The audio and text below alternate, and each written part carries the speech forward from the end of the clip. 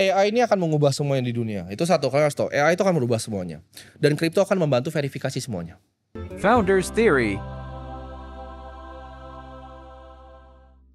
Itu obsesi gue. Oke. Kenapa orang itu bisa, kenapa gue tidak? Ya. Kenapa dia hidupnya bisa gitu, kenapa gue tidak? Ya. Kenapa ini cara bekerja seperti ini, kenapa gue nggak bisa? Jadi itu yang selalu framework yang gue pakai untuk berpikir. Ya. Dan satu kata sih, curiosity sih. Ya. Mungkin kalau mau ajarin ke anak-anak lu atau ajarin kemana, ajarinlah jadi orang yang penasaran. Ya. Jangan dipanis untuk jadi orang yang penasaran. Ya. Karena orang-orang seperti itulah yang bisa mengubah dunia, orang-orang kayak Steve Jobs. Karena penasaran dari kecil. Dan lu juga sebenarnya kalau tanya misalnya Steve Jobs, apa yang bikin lu spesial? Dia mungkin juga bingung jawabnya, ya kan? Iya. Tapi dalam kebingungan dia, gue bisa menemukan secercah jawaban, Bro. Iya. Seperti yang sekarang terjadi. Poin gue tuh, ya gue yakin ya konten ini mungkin gak semua orang setuju. Bakal orang banyak, apaan lu kok mengidolakan? Ya gue gak mengidolakan, jelas ya kan. Poin gue adalah gue banyak belajar dan gue harus akui, lu orang yang 4 tahun lebih muda dari gue. Tapi pengalaman dan pemikiran lu mungkin 40 tahun di atas gue. Enggak lah. Di bidang lu, itu pasti. Nah, tapi gue juga mungkin gue nggak akan di bidang lu bisa sebaik lu, tapi seenggaknya di bidang gue harus memanfaatkan cara lu bisa ngegali di bidang lu. Gue tuh pengen di bidang gue juga pengen ngelakuin hal yang sama, dan gue pengen semua orang bisa copy frameworknya, dan seenggaknya curiosity itu jadi jawaban yang jelas. Karena Curiosity. lu kan lagi berusaha, ya seenggaknya ya secara statement tertulis merevolusi edukasi lah. Iya. Dan menurut gue revolusi yang lu lakuin seperti lu bilang, ada kumparan arus, lu berdiri di tengahnya dan lu benar-benar ngelakuin perubahan di sentralnya. Ya. Detik ini sentral pendidikan bukan di sekolah, di handphone, Oh ya, jelas. di konten. Dan itu udah proven by research kan. Sekolah tuh in average dropnya tuh sekitar 2,5% global ya. Sedangkan market e-learning tuh naik 22,5% per tahun. Compound annual growth rate ini. Jadi it's data. Orang switching karena gini. Orang udah mulai cari skill yang kalau gue belajar dari di mana, apa yang gue dapetin gitu loh. Ya. Apa yang bisa gue praktekin langsung ke dunia nyata. Ya. Ini apa? Generasi udah shifting. Ya. Dan gue liat perubahannya di sana ya. Dan gue capitalize on that gitu. Ya. Menarik. Sini yang ini pertanyaan bandel nih, Bro. Ya. Silakan. Gue liat lu bikin sekolah kemarin, memperbaiki gedung sekolah ya. Ya, bikin ya. Ya. Emang sebelumnya bukan bentuk gedung lah, gue lihat before sih kayak gila. Ya itu gue nggak berusaha mendiskreditkan pemerintah atau apapun lah. Tapi poin gue adalah, lu adalah orang yang berkata sekolah itu nggak penting, pendidikan itu nggak penting. Dalam artian yang gue pahamin bersama, gue setuju seperti Om Deddy juga setuju pasti poin itu, karena sebenarnya ngomong duluan itu Om Deddy Corbuzier. Lu recite itu, gue juga sering recite itu, dan menurut gue harus ada terus menerus orang-orang yang mengatakan pendidikan itu nggak penting dan mendingan ibarat kata ditutup, APBN dikasih buat yang lain. Karena faktanya sekarang itu selain menyita waktu belasan tahun, itu sedang membuat orang yang kan harusnya bro, orang bodoh masuk sekolah jadi pinter. Ini mungkin, sorry to say kepada semua guru, kalau nggak masuk sekolah bisa jadi lebih pinter di zaman internet sekarang. Betul. Kalau nggak masuk sekolah mungkin lebih pinter. Bahkan kalau orang bilang tapi seenggaknya kalau di sekolah pinter nggak cukup tapi harus berakhlak. Sorry to say, budaya bullying, tidak berakhlak itu juga adanya di situ, bro. Ya. Nah, tapi maksud gue gimana caranya seorang Timothy Ronald juga ikut berpengaruh mau sekecil atau sebesar apapun dalam hal ini? Karena gini kan, gue pelajarin sekolah dari dulu. Gue kan selalu tanya kenapa gue di ruang kelas, dan gue dapat jawabannya ketika gue ya SMA lah. Gue udah belajarin tentang Rockefeller dan dia punya cara bikin dunia pendidikan ini jadi satu kesatuan. Itu intinya dibuat sama satu orang. Pendidikan tuh dibuat sama Rockefeller. Lu masuk ke kelas dan segala macam. Buat standarisasi industri maksud lu kan? Iya. Oke. Sekolah mungkin ya karena gue udah datang ke tempat-tempatnya. Gue kan bikin di NTT ya. Jadi gue ngelihat secara langsung, gue lihat real gitu loh. Itu tuh kayak Indonesia tahun berapa gitu. Kayak ketinggalan 20 tahun, 30 tahun dari kita di sini. Sekolah itu problemnya tuh, jadi gue bisa ngerti kira-kira misalnya Menteri Pendidikan atau misalnya orang-orang yang di sana lah, Mendikbud itu kesulitan mereka tuh sesusah apa. Karena sekolah itu bukan cuma masalah bangunan, bukan cuma masalah siswanya, tapi gurunya juga. Yang bikin gue surprise di sana, anak-anaknya actually mereka quite reseptif terhadap materi yang disampaikan, materi baru disampaikan. Tapi gurunya itu nggak, there's no way bisa dikontrol. Karena ini chicken and egg gitu. Guru yang bagus nggak mau di sana, guru yang di sana udah pasti ya sorry to say kurang bagus. Ini masalah yang mengakar yang gue at least gue mau coba benerin sedikit. Gue bilang sekolah itu kan banyak yang di quote kan, sekolah itu scam yang gue bilang. Iya. Gue bilang itu bukan berarti pendidikan itu salah, tapi cara penilaian semua ini seolah-olah kayak satu ijazah tuh menentukan harga diri seseorang. Ya. Gue hiring orang tuh nggak pernah pakai CV. Ya. Gue cuman lihat mereka one look dan gue tahu ini orang tuh fit atau enggak di perusahaan gue. Karena gue nggak lihat CV itu means anything, karena banyak orang yang palsuin juga. Tapi orang itu cuman mau sekolah untuk dapat nilai, itu menurut gue salah. Ya. Cuman mau sekolah untuk dapat ijazah yang bagus, IPK yang bagus. Mereka nggak diajarin cara berpikir, mereka diajarin cara menghafal terus dan menerus. Itu yang pengen gue coba ubah. Tapi sampai sekarang gue juga pun masih learning how kira-kira ini bisa dilakukan. Karena setelah gue terjun, gue kan udah buat 2 sekolah ini mau jalan 3. Sulit sekali. Sulit sekali, dan gue tahu yang mereka lakukan di atas sana itu nggak gampang juga. Very hard. Problemnya tuh macam-macam. Karena gue lihat lu masuk ke sesuatu, lu all in or nothing. Gue lihat lu kalau masuk, lu kalau either lu benar-benar jadi disruptornya atau lu nggak pegang sama sekali. Dan ketika lu bilang lu mau revolusi pendidikan, wah gila, gue bilang gimana cara orang ini? Gue mau bikin satu yang lucu, karena kebetulan partner gue dosen kan, dosen muda dia. Gue mau bikin ini apa, program sebenarnya kayak kuliah gratis gitu loh. Jadi gue mau bikin platform edtech completely free. Lu bisa belajarin materi S1 gitu. Itu yang gue mau bikin. Mau iseng aja gue, bisa disrupsi gak nih kampus-kampus gitu. Gila. Gratis, gue gak pungut uang sepeser pun. Tapi pelajarannya beneran gitu, kayak ekonomi, statistik gitu. Ya mungkin gak semua, gak lengkap kayak kampus beneran. Tapi mungkin pelan-pelan gitu loh, satu-satu gitu. Please, gue soalnya udah punya ide ini dari beberapa waktu lalu. Tolong dihajar kalau gue keliru, tapi kalau cocok, gue seneng kalau bisa partneran pro bono.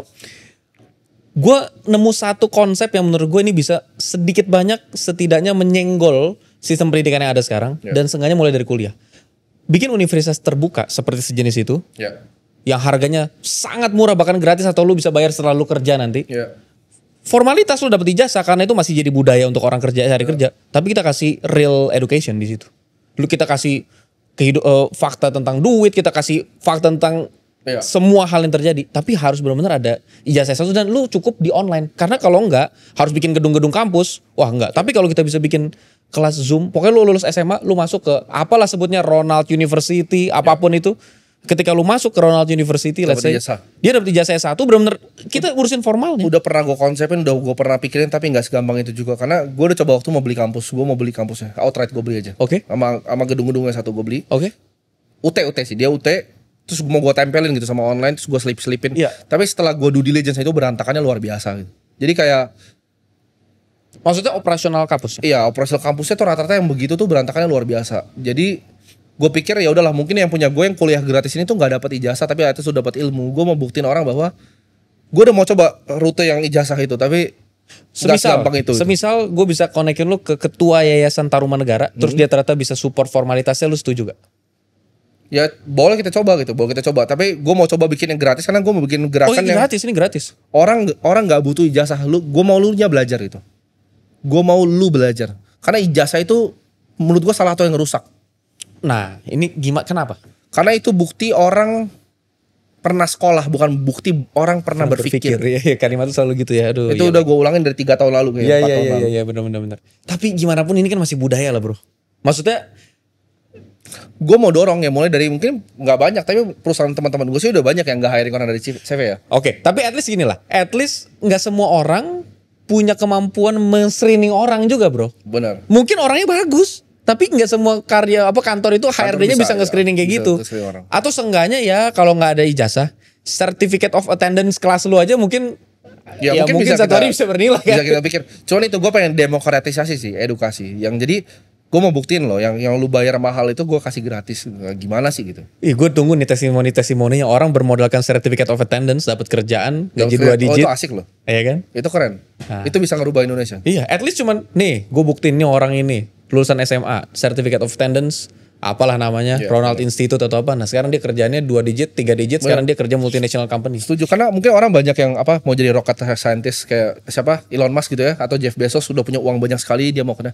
Gue tuh mau punya banyak uang sekali karena gue mau ke pendidikan sih sebenarnya. Karena gue ngerasa itu satu masalah. Kalau lu bisa nyelesain masalah kegoblokan yang gue sebut, lu selesain semuanya. Exactly. Karena gue tuh udah coba rute yang macam-macam bro. Gue udah coba bagi beras, gue tuh bagi tontonan. Bener-bener itu ada yang sampai setiap hari. Gue stop, semuanya gue stop di semua titik. Mau tahu kenapa? Jumat gue datang ke sana, mereka udah nunggu semua situ. Mentalnya ya. Mereka bahkan expect gue untuk setiap Jumat di situ. Ya. Gue kayak nggak, we're stopping this. Gue tadi ada mau bagi telur, we're stopping this. Ya, Semua. ya. Percuma. Ya. Semua itu useless kalau nggak dimulai dari pendidikan. Iya. Dulu gue pernah berpikir kalau ada orang punya duit 1000 T, gue bikinin rumah sakit, semuanya rumah sakit jadi gratis. Iya. Ternyata di otak gue, orang makin banyak yang sakit, bro. Iya. Karena orang pikir, rumah sakit gratis ini. Datang aja gue situ. Exactly. Nah, itu dia mungkin gue rasa ya ini. Untuk konteks ini kalau lu tertarik, gue sangat mau support buat Soalnya pro bono. sekolah kan kenapa gue bilang jelek juga karena teknologi ada barriernya kan. Dimana guru itu kan ngajar ya. Guru itu ngajar bukan berarti dia guru yang terbaik, tapi dengan adanya teknologi gue bisa pilih beberapa guru yang terbaik di Indonesia. Ya. Untuk syuting pakai ntar tim gue yang terbaik untuk deliver materi yang terbaik. Iya, setuju. Exactly. Satu for semuanya, ngapain gue kasih 100.000 guru gitu loh. Ya. Tinggal kita kawinin sedikit sama Satu AI aja kalau ya. lu nanti udah ini. Jadi setiap murid punya learning phase yang berbeda, gurunya itu avatarnya bisa ngikutin kecepatan pembelajaran dia. Gue setuju ya. Karena gue dulu iri sekali dengan Alexander the Great gitu. Dia ditutor sama Aristoteles. Gila emang. Gue iri sekali. Gue kalau punya guru Aristoteles, nggak tahu gue jadi apa sekarang gitu kan. Gue jadi Alexander, kuasain benua gue. Tapi kalau Ronald Institute memungkinkan, kita didik AI, pembelajaran semua tulisannya Aristotle Ya. dan Dibagikan gitu loh. Aristotle versi AI ini kan? melatih itu. Melatih Wah, itu mereka. sangat mungkin menurut Itu gue. ngeri itu. Dan menurut gue ya buat lo itu mah easy peasy. Itu bukan sesuatu. Kalau buat orang lain itu mimpi. Iya. Buat gue ini lu 2 minggu lagi jadi itu bisa. Waduh, Nggak, sulit juga. kalau cuman kayak yang tadi kita ngomongin ya, yang tadi apa pembelajaran Oh, online iya. gratis itu. Tapi itu mau gue mulai. Itu mah 2 minggu lagi juga lu jalan pasti. Tapi gue mau coba itu dari jenjang yang tinggi dulu. Karena waktu itu gue pikirannya kan mau sekolah kan. Ya. Kalau sekolah tuh kayak agak susah tetap. Oh iya. University. Kuliah dulu ya. Iya. Kita coba kuliah. Langsung masuk kerja, Karena- langsung dapet ini. Iya, anak SMA banyak yang gak punya akses ke sana kan. Gue mau coba tipis-tipis ke Iya. sana. Ya seperti yang lu bilang lah, duit itu kan sebenarnya dolar itu hanya pembuktian trust masyarakat. Kalau orang nggak trust sama-sama nih dolar nggak ada nilainya. Ya, jadi ide gue bikin sekolah yang fisik untuk yang SD, SMP, SMA fisik. Ya. Datang, kalau nggak punya duit buat kuliah, ini sekolah gratis nih. Ya. Sekolah gue semua gratis. Nggak punya duit buat kuliah, lu masuk, lu pakai HP aja nanti nonton Iya, di. iya.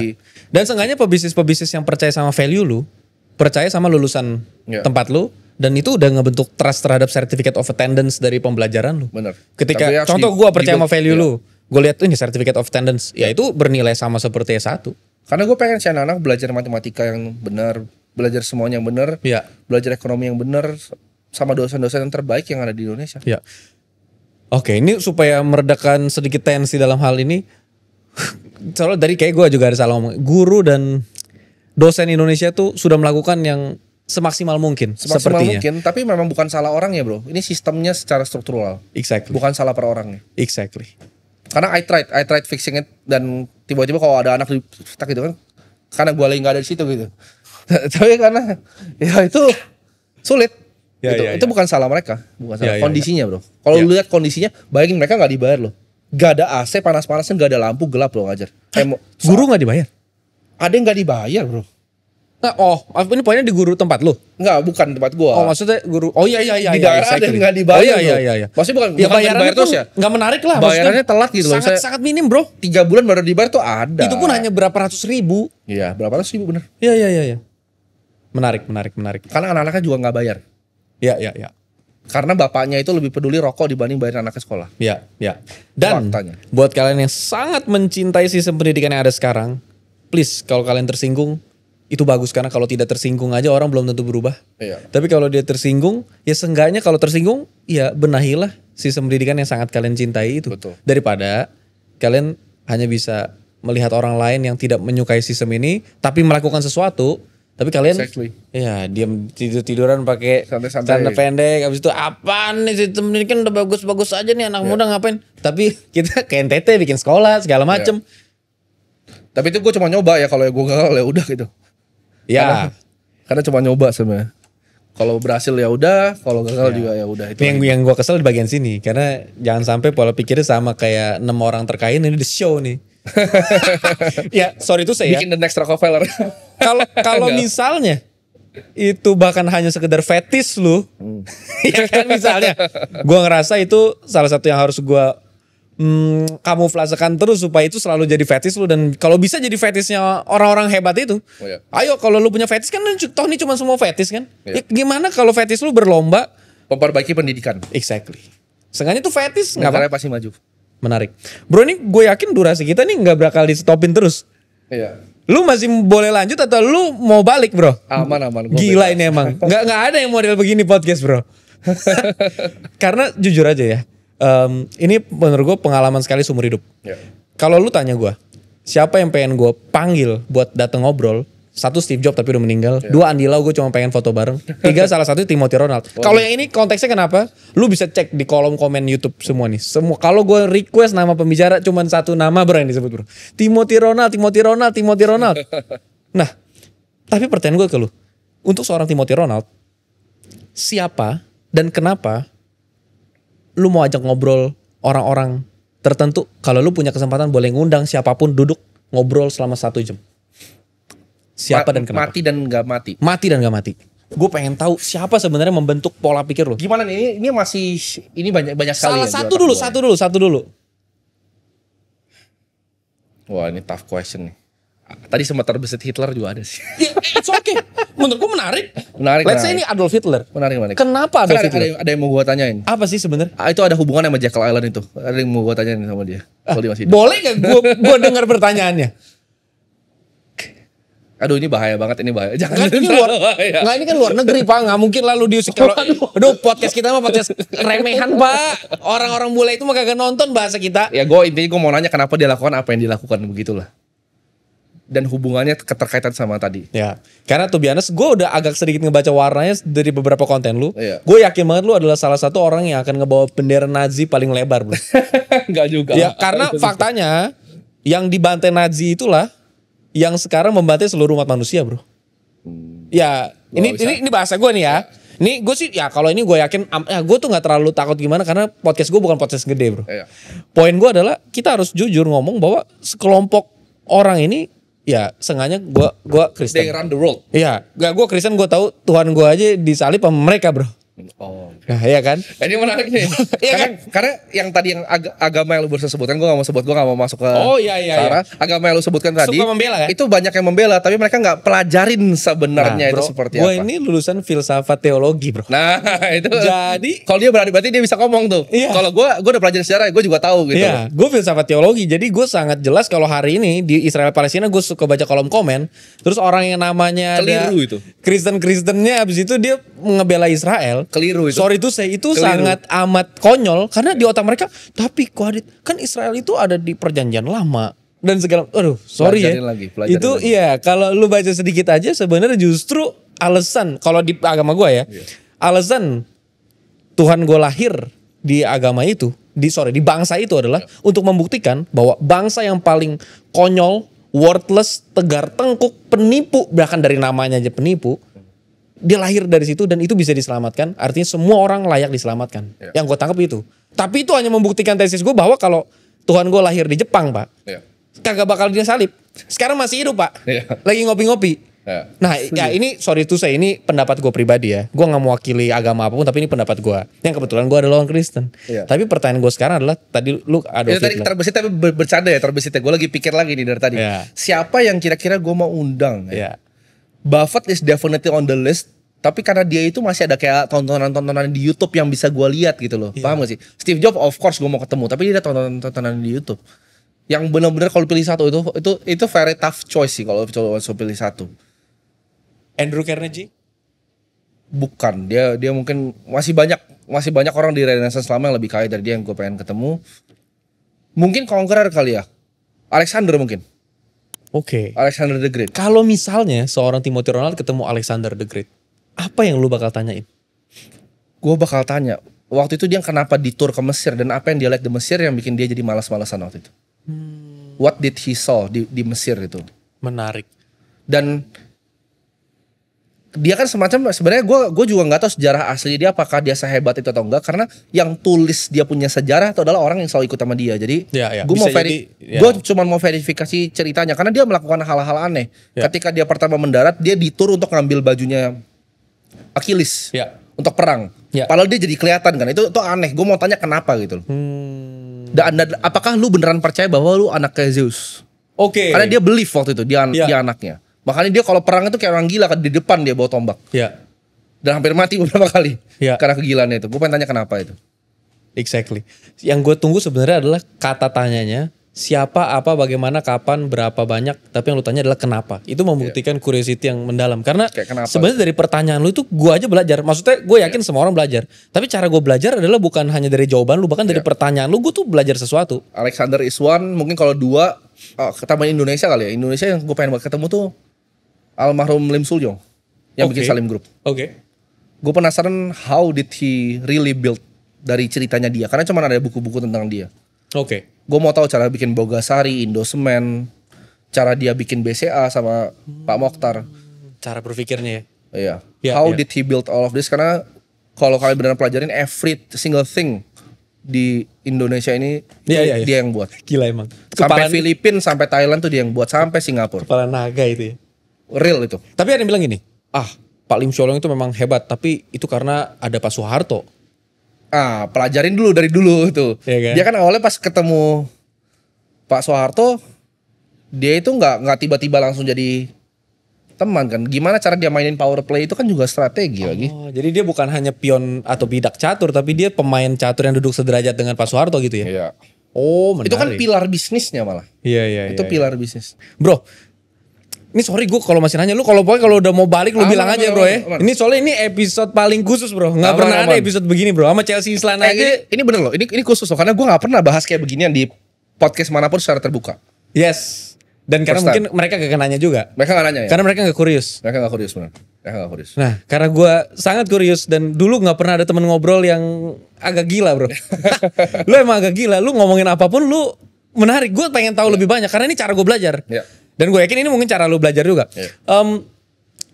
Lu kalau satu hari lu punya anak, apa yang paling penting yang bakal lu ajarin ke anak lu untuk membuat dia jadi manusia yang terbaik? Karena lu pasti akan ngedidik anak lu lebih serius daripada lu didik bisnis lu. Good question yang gue udah pikirin berkali-kali. Gue udah mikir tadinya satu sisi gue mau ngarahin dia semua ke bisnis gue yang kayak lanjutin kerajaan gue. Tapi di sisi yang lain gue tahu tadi fakta tadi bahwa orang tuh beda-beda. Nah, iya juga, iya kan? Jadi dari situ gue akan coba. Tapi kalau dia udah nggak tertarik, gue nggak akan paksa. You go do your own shit. Karena gue akan bilang ke dia, you'll get none of my money. Oke, lu sama sekali nggak kasih safety net yang kayak nggak ada. lu gagal pun lu bisa balik jadi Lu- direktur di perusahaan papa. Lu jadi gembel aja kalau nggak bisa. Gue bakal begitu. Karena my money is not yours. Karena itu yang bikin generasi kan selalu gitu. Satu buat, dua besarin, tiga hancurin. Iya. Udah kelihatan kan? Ya. Gue bahkan udah bisa lihat nih sekarang nih anak-anak Konglo ini, aduh ini mah ntar bapaknya tinggal tunggu bapaknya sikat gitu kan. udah lihat gue karena yang lemah-lemah tuh udah kelihatan gitu loh. Oke. Wah gila nih orang. Lu bisa tahu gitu, oh ini anak Kongo yang lemah. Oh ini yang jagoan yang ini jagoan nih gitu. Oh ini yang lemah. Ya. Karena orang beda-beda. Ya. Jadi gue nggak akan kasih mereka ibaratnya uang sih sebenarnya untuk mereka kayak, Oke. oh gue mau bikin gedung itu kasih uang nggak? Oke. Nggak bakal. Apa yang lu kasih? At least kalau misalkan gue yakin itu salah Ilmu satunya sih yang ilmu. gua kasih. Ilmu apa yang lu ajarin pertama? Ilmu tentang uang? Curiosity, penasaran. Gue akan bikin dia penasaran. Gue akan challenge dia. Setiap kali dia misalnya ngelakuin suatu hal gitu, gue nggak. Tapi ya makanya gue jaga pikir yang tadi ini tuh nyambung semua antara pasangan, anak. Iya. Exactly. Karena takutnya misalnya ada anak nih, anaknya gue dorong gitu misalnya. Terus ntar diintervensi itu jadi yang skema yang gue pikirin skema yang gue pikirin di otak gue nggak jadi kenyataan gitu. Karena gue tuh pasti tipe bapak yang kayak iseng misalnya anak masih kecil gue bisa dorong dia jatuh. Oke. Karena gue mau lihat gitu loh. Cara Dia tuh responnya seperti apa. Karena gue contoh ya misalnya orang bilang ini kontroversial sekali lagi. ya lu belum punya anak, nanti kalau lu udah Gue punya gak punya anak anak bisa agak bisa berbeda. Ya Bisa pasti agak beda. Gue Ya, gak ya. punya anak. Lu gak bakal tega. Ini ilmu yang gue gak punya. Jadi ini Iya. pemikiran take it with a grain Iya. of salt. Kalau anak itu orang bilang gak boleh dipukul, gue gak setuju. Kenapa? Misalnya dia ngomong ke nyokapnya itu, mama gitu, pasti gue pukul. Ya. Kenapa? Karena itu adalah hal yang kalau lu lakukan di dunia nyata, konsekuensi akhirnya adalah fisik. Oke, betul. Karena takut ntar dia begitu diorang dia gebuk sama orang lain. Betul. Jadi gue pasti pakai cara berpikir gue yang kayak gitu untuk didik anak, kayak kasihan sih anaknya kalau nonton ini kasihan loh. Tapi gue akan keras sekali sih, gue akan kerasnya luar biasa. Oh iya, tapi kungkung gue, kakek gue selalu ngomong, mendingan gue pukul lu sekarang daripada lu digebukin orang sekampung mati. Wah itu. Iya. itu benar kalau lu begitu di orang kan jadi gini. Orang itu kan banyak yang gak pikir bahwa konfrontasi akhir dari suatu masalah itu adalah fisik. Semua itu kan begitu. Iya. Gitu. Konfrontasi akhirnya itu selalu fisik. Ya. Lu mau cewek, lu mau cowok itu ujungnya fisik. Ya, Karena misalnya lu cewek nih, lu maki-maki orang, orangnya kesel, kadang orang kita nggak tahu hati orang beda-beda, lu digampar. Lu ngerasa lu masih bisa defend kenapa? Karena lu akan telepon law enforcement. Itu kan ke fisik juga ke cowoknya. Semua itu fisik ujung-ujungnya. Iya. Jadi anak itu akan gua ajarin bahwa ujungnya suatu hal adalah konfrontasi fisik. Jangan don't make empty threats gitu. Oke. Don't make empty threats. Gua akan ajarin anaknya, don't make, karena orang banyak begitu. Oh, Timothy gini, gue ini lu. Coba. Iya. Don't make empty threats. Iya. Itu gue belajarin deh dari para pemimpin. Itu krusial dalam memimpin. Don't make empty threats. Iya. Itu akan bikin lu banyak sekali musuh. Seringkali empty threats itu hadir karena emosi sesaat. Oh iya, terus dia, nggak bisa backup. Ya. Don't backup. Kalau lu mau ancam orang, make sure habisin sampai ke akarnya. Persis. Sampai nggak ada perlawanan, sampai cacat sampai nggak ada perlawanan. Iya. Gue begitu. Gue bilang lu mendingan jangan berantem kalau lu nggak ngebunuh dia. Wah, bagus itu. Karena pola pikirnya maksudnya bukan tujuannya buat ngebunuh orang, tapi maksudnya itu itu pemikiran ya. Maksudnya poinnya adalah karena kalau lu setengah jalan, dia balas dendam ke lu. Oh iya, habis itu akan konyol. Iya. Nah, ya poin akhirnya yang gue tangkap adalah lu akan pastiin anak lu aman, tapi bukan aman sekarang saja. Tapi dia punya cara berpikir yang akan membuat dia tetap aman sampai selamanya. Ya. Aman dalam berbagai hal. Karena gue mau didik kalau beda nih. Anaknya cewek apa cowok dulu nih? Ini beda nih. Cowok nih kalau tadi kan. Kalau cewek gue hantem. Kalau cewek gue akan kasih dia keindahan dunia ini. Biar dia nggak dapet cowok yang sampah. Wah, contoh. Agak ajaib, menarik nih. Kalau cewek, ya udah kamu mau salon sama mas, salon sama mas. Mau tas, sini gue beliin. Lu mau mobil, Sweet 17 mobil. Dia pacaran gitu. Gue akan bilang dia, Porsche-nya balik. Bro, yang ini gue mau diskusi sama lo nih. Yeah. Romeo Juliet. Yeah. Juliet kaya banget dan punya semuanya. Bukannya kadang-kadang justru orang ketika dia punya semuanya dia akan bilang kayak, ya tapi hati aku kosong naik Porsche. Betul. Aku bakal milih bajai sama dia betul. misalnya gitu. Betul, tapi itu sampai karena kalau fasilitasnya 100% di stop. Manusia itu nggak bisa begitu. Manusia itu nggak bisa turun derajat. Ini antropologi. Manusia nggak bisa turun derajat. Oke. Lu tinggal di antropologi gila nih orang. Lu tinggal di penthouse. Oke. Nggak possible untuk lu balik ke kosan. Nggak possible. Secara manusiawi nggak possible. Tapi ada lah bro. Tapi probabilitasnya jadi sangat kecil gitu ya. Mungkin. Yang princess di Jepang yang dia ninggalin semuanya itu buat ya, orang itu kan nobody. Tapi cerita itu pasti cerita belakang ya. Mungkin bokapnya masih support apa kita nggak tahu cerita. Oke. Ini gue bener-bener gue cut off. Semua fasilitasnya gone. Ya, membership golfnya hilang.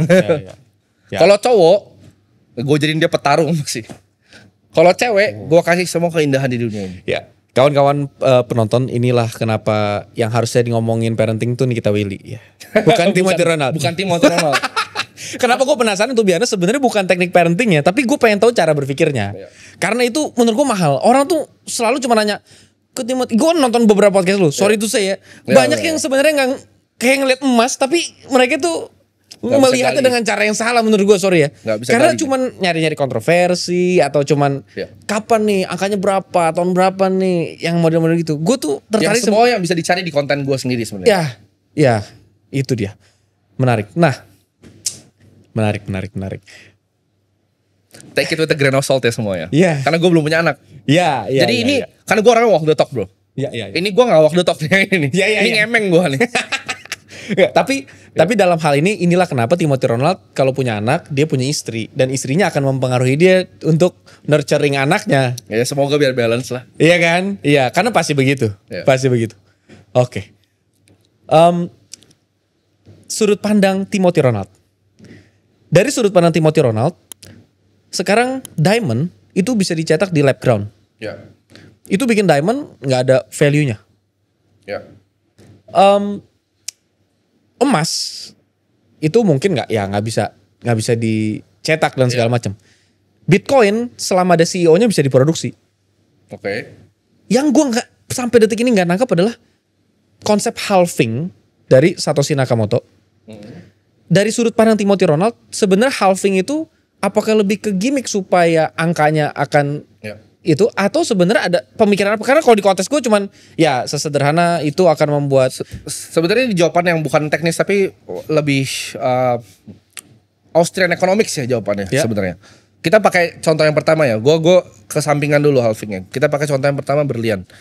Jadi kalau kalian belajar School of Thought di Austrian Economics itu diajarin pertama subjek theory of relative value. Maksudnya apa? Berlian nih, lu bilang berlian tadi jadi bor nggak berguna. Tapi ada yang dipakai cewek, oh senang banget dapat berlian untuk cincin nikah. Gue kasih berlian di sini, gue kasih aqua di sini. Gue kasih ke lu pasti pilih berliannya. Ya. Tapi kalau di tempatnya gue pindah ke padang gurun nggak ada minum, lu akan ambil minumnya, ini lebih mahal. Karena secara human value ini lebih tinggi, tapi ini harga lebih murah dari berlian. Kenapa? Karena itu teorinya Austrian Economics. Oke. Value itu nggak bisa dipikir seperti itu. Oke. Jadi Tergantung konteksnya gitu ya. semuanya relatif. Oke. Dan kalau Bitcoin ini nyampe namanya yang gue sebut itu konsensus publik, Oke. di mana semua publik ini punya pemikiran bahwa ini store of value. Oke. Apa yang akan terjadi? Value-nya naik. Oke. Sama persis kayak berlian. Oke. Karena orang punya konsensus bahwa kalau nikah kasih berlian 3 kali gaji gitu kan. Ya. Itu sama dengan Bitcoin. Itu sama dengan Picasso. Ada yang menurut orang nggak make sense harganya segini Picasso 40 juta dolar. Ya. Kalau menurut gue make sense, kalau dikasih itu gue beli harganya. Oke. Itu. Relatif, semuanya relatif. Value itu relatif. Nah, kenapa gue nanya gini? Karena satu otak gue pasti nggak nyampe makanya gue nanya ini ya. Emas, kita nggak ngelakuin halving sama emas. Padahal standarnya emas sebenarnya value-nya sama, store of energy juga kan? Oh ya, emas tapi ke diminishing return. Walaupun itu bisa dicari tapi diminishing return dari segi apa? Segi penambangannya. Emang kalau Bitcoin nggak Emas bisa dibikin? makin banyak makin maju sebuah teknologi, maka nambang emas makin gampang. Iya. Lebih cepat tambang emasnya. Makanya emas kalau lu lihat supply-nya, setiap kali lonjakan teknologi baru di penambangan emas dia kan stagnan. Bitcoin tuh nggak ada begitunya. Oh, artinya halving itu teknologi yang maksud apapun itulah namanya. Dia halving. bikin scarce karena kan Bitcoin tuh computing power. Dengan Iya. adanya halving, dia bikin lebih susah untuk menambang satu Bitcoin. Ya. Computing powernya berarti harus lebih besar dibanding sebelumnya. Itu yang bikin value, karena value-nya adalah energi, yaitu computing power dan listrik yang dikeluarkan. Itu fisiknya Bitcoin. Menarik. Kalau nggak salah lu kan pernah bahas yang 500 Ya, satuannya exahash. Exahash. Yang bikin itu nggak mungkin lu pernah bilang cloud computing Itu seluruh lebih besar dibanding Google, teknologi. Microsoft, Facebook digabung jadi satu. Ya. Dan IBM. Dan terus menerus akan terus Eksponensial, makin ya. eksponensial makin besar. Makin besar. Itu nggak akan terlalu absorb energi terlalu banyak. Sampai akhirnya orang ngerasa wah ini useless nih. Orang akan nemuin energi yang baru. Oke. Karena itu makanya jadi itu S-curve ya kalau di technological revolution. Oke. S-curve. Dimana kalau dia akan ada kesulitan dalam menambang Bitcoin dan Bitcoin valuable, manusia akan putar otaknya bagaimana pencarian Moore's Law untuk tingkatin energi. Kan Oke. sekarang ada perusahaan tuh yang Sam Altman baru invest setengah Ya. uang hartanya. Ya. Sam Altman yang bikin ChatGPT baru invest setengah hartanya di energi ini, energi baru ini. Oke. Yang fusion energi, Oke. yang ditembak ke tengah terus meledak. Ya. Nah, itu energi baru kan? Belum pernah ada kan di dunia ini. Dan kenapa Sam Altman yang invest karena dia Karena tahu AI butuh energi besar sekali. Exactly. Itu jawabannya. Karena eksponensial. Eksponensial. Moore's Law, ya kalau Bitcoin nanti udah harganya misalnya 10 juta dolar atau 100 juta dolar per satu koin, itu matahari ditutup pakai Dyson Sphere pasti. Ya, yang sering Matahari bilang. ditutup pasti. Ya. Manusia tuh akan ketemu caranya nanti. Matahari akan ditutup Ya, suatu saat. karena menurut gue salah satu hal yang akan luar biasa dihasilin sama cryptocurrency terutama blockchain atau AI adalah Efisiensi energi. satu itu, yang kedua menggunakan energi itu untuk bahasanya apa ya? Menteritorikan planet lain lah. Ya, benar. Karena kalau enggak energi di sini akan sangat terbatas. Betul. Dan itu make sense lah. Makanya Elon Musk ngomongin ke situ Ya. tuh sangat make sense. Makanya di sains ada yang namanya Kardashev scale kan. Skala Kardashev. Oke. Pernah dengar nggak? Nggak. Jadi Kardashev scale tuh seperti ini. Kalau tipe 0 civilization itu kita cuman coba untuk harness kita punya bumi tapi belum full. Oke. Kayak sekarang kita tipe 0. Kalau tipe 1 itu kita udah berhasil harness 100% dari energi bumi. Ya. Kita aja baru belajar geothermalnya berapa puluh tahun belakangan. Ya. Kita baru tahu kalau ditusuk bawah tuh ada gasnya ke atas tuh bisa muter turbin. Ya. Kita tuh energi kita tuh masih tolol. Ya.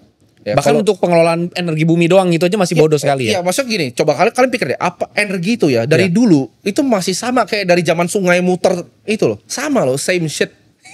Geothermal lu kira canggih, lu pelajaran geothermal Ya tusuk harus keluar nuklir gas. lah bro. Nuklir kan udah ada satu Iya. lompatan. Nggak, tapi nuklir itu apa? Panas kan? Iya. Maksudnya berarti manusia udah Oke. mulai bisa sedikit Nah ini gue kasih gambarnya biar teman-teman makanya harus suka untuk teknologi. Nuklir itu kan apa? Panas kan? Ya. Panasin apa? Air. Air muter apa? Turbin lagi. Kita masih teknologi turbin sampai sekarang. Nuklir itu turbin bro, putar turbin. Nuklir itu Putar turbin. Panasnya dari nuklir. oh bukan Turbin. Oke, bukan penggunaan radiasinya ya? Enggak. Turbin bro. We're all turbin. Hanya karena geothermal turbin. bahkan Semua nuklir turbin. aja yang kita pakai itu masih hanya Turbin. panasnya doang gitu ya. Panas uapnya terus turbin. Oke. Jadi kita itu ya mas sampai itu perusahaan baru tuh apa namanya? Gue lupa Helium atau apa itu, lupa nama perusahaannya. Yang di Invest Sam Altman pokoknya. Perusahaan itu yang pertama untuk bikin fusion energi. Kita itu masih very early stage. Jadi ketika itu udah tipe 1, semuanya udah kita mungkin udah dibor sampai inti bumi panas di harness. Itu baru kita tipe 1 kita baru bisa menjelajah keluar. Tipe 2 tuh 1 matahari itu kita kuasain semua. Oke. Jadi semuanya kita udah bisa harness energi dari matahari, Oke, dari satu bulan. galaksi itu ya. Iya. Tipe 3 multiple, baru tipe 4 ya mungkin kita udah jadi Tuhan badata. Iya. Menarik. Karena sorry itu saya kalau buat banyak orang kita pasti lagi dianggapnya ngedongeng nih dua bocah gitu ya kan. Tapi di otak gue ini ya lu lihat aja. Moore's law lah itu fisikal kan. Lu lihat 20-30 tahun lagi, Ya, lu lihat ini aja. akan jadi hal yang sangat nyata karena ini eksponensial. Ya maksud Jojo lu lihat inilah. Ini lu bawa aja 20 tahun lalu dikira pesulap Dukun, kali. iya. Dikira dukun lu. Exactly. Orang tuh nggak sadar Moore's law tuh secepat itu. Iya. Exponential teknologi itu cepat sekali. Iya. Chip tuh mengecil. Ya. Itu chipnya Blackwell Nvidia itu lebih kuat ya. Dibanding berapa 100.000 yang ke bulan itu. Satu chip itu kuat sekali tuh Blackwell tuh. Jadi teknologi itu akan sangat cepat sekali advancement-nya dan kalau lu ketinggalan ya teknologi itu nggak ngeliat lu buat ngikutin dia. Ya. That's the thing. Kalau lu nggak ngikutin AI, sorry itu say bye bye. Menarik. Ketika Sam Altman taruh setengah hartanya untuk bisnis energi, apakah Timothy Ronald berpikir untuk melakukan hal yang sejenis di bisnis energi? Mikir, karena gue mikir kan tadi apa namanya 5 kan yang gue selalu sebut. Yang kalau lu nggak dalam 5 ini lu akan jadi sampah di masyarakat. Satu tuh AI, yang kedua crypto and blockchain karena buat verifikasi AI-nya. Yang ketiga itu biotech. Karena kita itu jangan salah zaman dulu, zamannya Alexander 30 tuh udah mati semua. Kenapa? Karena kita minum nggak jelas semua. Bakteri di danau kita minum semua. Itu biotech. Nomor 4 itu gue selalu bilang renewable energy, energi yang bisa terbarukan dari bumi. Yang kelima space exploration. Udah 5 industri itu kalau mau jadi orang hebat di dunia ini. Cuman ada 5. Even if media nggak masuk di 5 itu ya? Enggak, karena AI akan gantiin itu. Interesting. Finance? Enggak, AI akan gantiin itu. Karena gue udah coba limitasinya yang sekarang GPT 4.0 tuh yang paling tolol tuh kata Sam Altman. 5 tuh udah jauh lebih canggih gitu, modeling capability-nya. Gila. Ini aja udah bisa gue manfaatin berbagai macam caranya di finance. Kalian yang nggak tahu caranya aja. Iya. Karena eksperimennya belum lama. Lu lakuin di finance? Lakuin dong. Gua kan pakai. Maksudnya dalam artian apa? Menganalisa berita? Enggak, kalau misalnya dia kan lu bisa pakai plugin tertentu. Itu nggak cuma basic doang. Ya. Lu bisa jadi itu canggih sekali dan dia bisa kan memorize yang 4.0 ini. Ya. Ya masih banyak salahnya sih. Ya. Cuman gue udah lihat potensinya. Ya. Canggih sekali loh. Kalau kalian tahu limitasinya, kalian nggak tahu limitasinya. Kalian cuma tanyanya, oh ini kalau ini siang ini mau ngapain? Atau jalan-jalan ke Jepang itinerary-nya apa? That's not how you use it. Gitu. Ya. Gue pakai itu di semua aspek kehidupan gue sekarang. Gue udah nggak bisa hidup tanpa itu. Ya. Di finance lu rasa ini potensinya sangat signifikan dalam hal apa spesifiknya? Gila sih. Kalau lu coba lu bisa colokin, ini belum bisa ya. Lu bisa colokin ke data analytics kayak LSEG atau Bloomberg Terminal. Ya. Itu lu bisa data mining yang orang nggak akan pernah bisa lihat. Karena contohnya di Bloomberg aja itu dia udah pakai Bloomberg AI namanya. Oke. Ketika dia modeling, misalnya contoh saham BCA, dia udah kasih tahu forecast 2025-nya apa. Oke. Terus buat apa ada financial analyst yang melakukan discounted cash flow? Kalau dia bisa lakukan itu dalam sedetik tep jadi. Ya. Nah, justru itulah gue tanya. Accountant hilang gone, finance analyst gone. Ya, lu pernah bilang time trading is bullshit. Dalam artian ini bukan tentang masalah nentuin waktu dan segala macam. Berarti kan sebenarnya analytical. Jadi pasti lebih jago lah.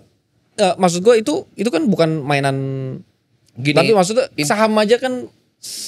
Intinya gini, kalau ada hal yang bisa dilakukan sama robot, dia akan lakukan itu lebih jago dari lu, titik gitu. Jadi kayak misalnya orang bilang, bisa trading begini. Dia bisa lihat market lebih jago dari lu. Dia bisa lihat 10 langkah ke depan kalau main catur kan. Ya. Oke, dalam konteks itu, seorang Timothy Ronald melihat potensi bahaya gak dari AI? Kalau Elon Musk kan pernah bilang potensi bahaya yang serius. Bahaya. Gue lihat bahaya karena kalau gue nggak salah Sam Altman pernah bocor dia ngomong bahwa dia keluarnya makhluk kan waktu itu kata-katanya. Jadi sebutnya makhluk loh. Oke. GPT yang dia pakai. Jadi kalian jangan salah, jangan kira GPT yang kalian pakai itu GPT yang dia pakai. Dia kan mau rilis yang 5 nih. Iya. Yang dia pakai untuk bikin 5, jangan-jangan GPT yang 6. Kalian nggak tahu yang dia pakai itu yang mana. Karena GPT yang 3,5 jelek itu dulu kan orang bilang bagus, itu jelek sekali sekarang kan. Iya. Itu yang dipakai sama dia dari 5 tahun lalu. Buat bikin GPT itu sendiri. Nah, itulah itu Dia standarnya udah pakai nih ya. AI untuk bikin AI. Jadi kalian paham. Dia pakai AI untuk bikin AI. Makanya kalau kalian lihat apakah ada language modeling yang lebih canggih? Ada. Yang Claude 3,5 Sonnet itu lebih canggih dibanding GPT 4.0 sekarang. Gue pakai yang itu. Gue sekarang selalu lompat gitu. Gue coba cekin yang paling bagus yang mana, paling akurat yang mana. GPT 4.0 itu masih gue bilang 20%. Ya. Kayak kapasitasnya. Yang Claude ini udah 35%. Masih jauh. Dan ini eksponensial, ini bertahapnya Oh, juga. eksponensial Iya. cepat sekali loh. Iya. 3,5 ke 4.0 tuh, woi. Iya. Jauhnya luar Terus biasa. tiba-tiba 4.0 dibilang bodoh. Bodoh sekarang. Untuk 5. Untuk yang 5 ini kan. Iya. Wah. Oke. Bro Timothy. Iya. Ini nggak ada clue apa-apa sih. Mereka bahkan sedang merekam kita terus. Nih, to be honest nih, kalau nggak ada mereka ini dan semuanya AI, gue lanjutin sampai jam 12 malam bro. Udah soalnya. Tapi gini, gue juga pengen. Ini juga akan hilang semua loh by the way. Gue kasih tau lu. Lu udah pernah coba belum yang pakai pluginnya GPT tapi yang video? Synthesia. Iya. Iya. Gue lihat yang bikin avatar kita kan. Itu ini Tapi yang nggak bisa dimainin adalah mindsetnya Timothy Ronald nggak ada di mereka. belum. Iya. Suatu Seenggaknya saat at least gue juga sekarang. bisa hilang loh. Iya. Gue tinggal modeling aja mukanya Iya, segala macam. avatarnya ya. Taruh gitu terus. Iya. Siapa tahu ini bukan gue gitu kan. Emang gue ada? Itu dia. Nah, butuh kripto untuk verifikasi itu. Bro, ini kamera lu. Boleh gak? Gue minta sedikit nasihat terakhir key takeaways point kepada yang paling penting adalah orang-orang yang ngikutin lu banget. Ini konteksnya cuma satu doang ini. Iya. Orang yang sangat ngikutin lu banget sampai jujur aja nganggap lu bener-bener setengah dewa, anggaplah gitu. Manusia. Dan ya, tapi mereka nih sometimes salah jalur karena mungkin bela lu jadi fanatik dan bukan Iya. itu tujuan lu jelas. Iya. Silakan. Gue bukan dewa ya. Kalian tahu ini gue manusia gitu. Gue cuma suka sharing. Jadi jangan terlalu jangan terlalu kayak mikir, oh ini dia semuanya dikatain dia benar. Enggak, lu harus verifikasi ulang. Ya. Take it semuanya with a grain of salt. Siapapun yang ngomong, including gue, nggak ada yang bisa lu percaya di dunia ini kecuali pikiran lu sendiri. Jadi do your own research, do your own due diligence, dan semangat gitu. Kalau lu emang mau jalani hidup, cuman jangan copy. Itu gue kasih selalu saran. Orang kan selalu bilang, oh dia mau jadi gue, jangan. Lu make your own version karena setiap manusia itu unik gitu. Gue nggak pernah copy, gue cuman copy certain aspect of orang. Gue jadiin diri gue sendiri. Mosaic. Ya jangan kayak lu pikir, oh gue akan persis jadi Steve Jobs. You will never be him. Gitu. You will never be Steve Jobs. Just be yourself gitu. Thank you Timothy Ronald. Siap. Bye folks.